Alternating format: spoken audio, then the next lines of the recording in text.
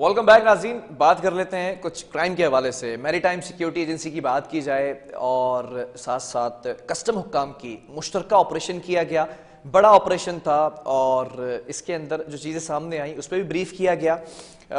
कश्ती से जो है वो 420 किलोग्राम आइस, क्रिस्टल आइस जो है कब्जे से ली गई, एक बड़ी कार्रवाई है और 5 स्मगलर्स जो है वो गिरफ्तार किए गए। फुटेजेस आप सामने देख सकते हैं, ये तमाम चीज़ों की वजाहत की गई।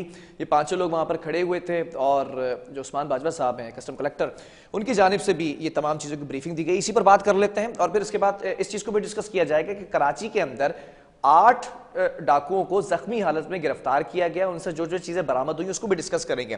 क्राइम रिपोर्टर ऑन कॉल मौजूद है अदनान राजपूत। अदनान, जरा कस्टम के हवाले से और मैरीटाइम सिक्योरिटी की जो मुश्तरका ऑपरेशन हुआ है उसको ब्रीफ कीजिएगा।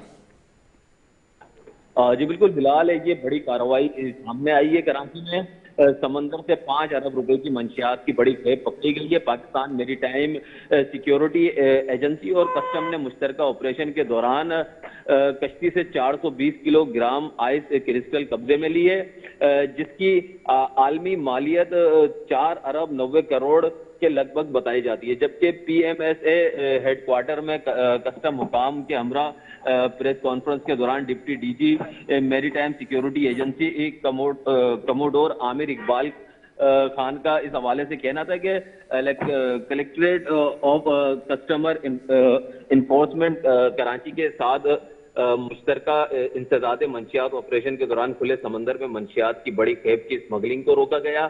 इनका कहना था कि इंटेलिजेंस पर मबनी ऑपरेशन के दौरान शुमाली बहरे अरब से लॉन्च से 420 किलोग्राम आइस क्रिस्टल तहवील में ली गई है। इस कार्रवाई के दौरान 5 स्मगलरों को भी गिरफ्तार किया गया है।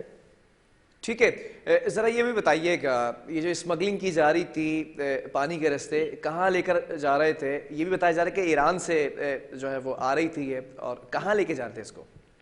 जी बिलाल, ये तर्जुमान मैरीटाइम सिक्योरिटी एजेंसी कमांडर हैं फारूक, जिनका कहना था कि मज़कूरा कश्ती की 5 रोज से मुसलसल निगरानी की जा रही थी। ईरान से स्मगल होने वाली मंशियात की ये खेप मुबैना तौर पर यूरोप के मुख्तलिफ ममालिक को स्मगल किए जाना था। जबकि पीएमएसए हुकाम का बताना है कि ऑपरेशन में बड़ी मिकदार में मंशियात की जब्तगी इस बात का सबूत है कि समंदर की निगरानी पर मामूर इदारे किसी भी गैर कानूनी काम मकासद के लिए पाकिस्तानी पानियों के इस्तेमाल को रोकने के लिए चौकस और पुरअज़म है। ठीक है, जरा कस्टम्स के हवाले से बताइएगा। Collectorate of custom enforcement Karachi ने भी ये मुश्तरका कार्रवाई की है, उनका क्या कहना था इस तमाम प्रेस ब्रीफिंग के दौरान?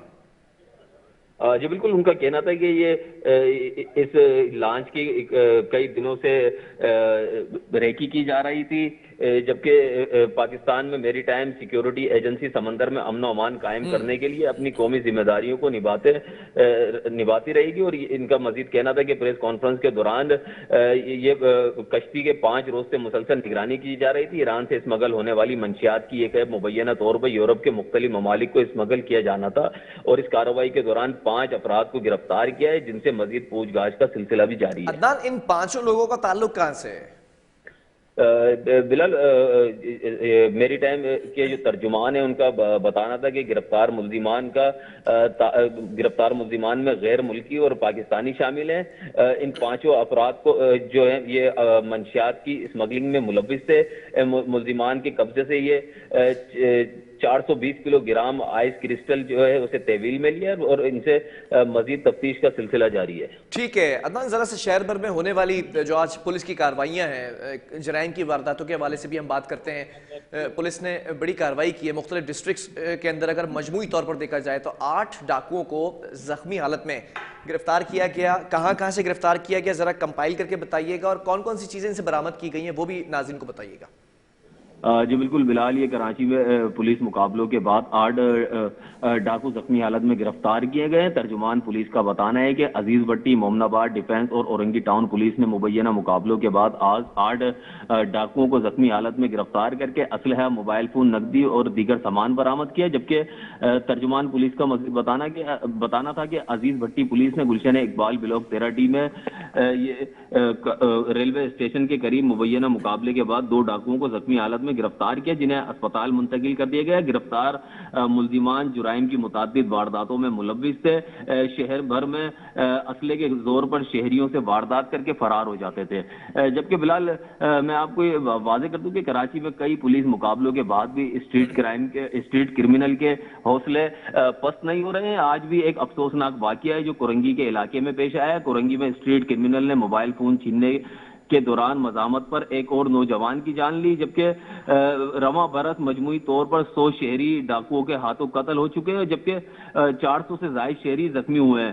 آج یہ انتہائی افسوسناک واقعہ تھا جو زمان ٹاؤن تھانے کی حدود کورنگی نمبر 5 دھوبی گھاٹ کے قریب ڈاکوؤں کی فائرنگ سے 18 سالہ باسط کو جہاں بحق کیا گیا ہے۔ ٹھیک ہے، ان 8 ڈاکوؤں کو زخمی حالت میں گرفتار کیا گیا ہے، مقدمات درج کیے گئے، ان سے کیا کیا چیزیں برآمد کی گئیں عدنان؟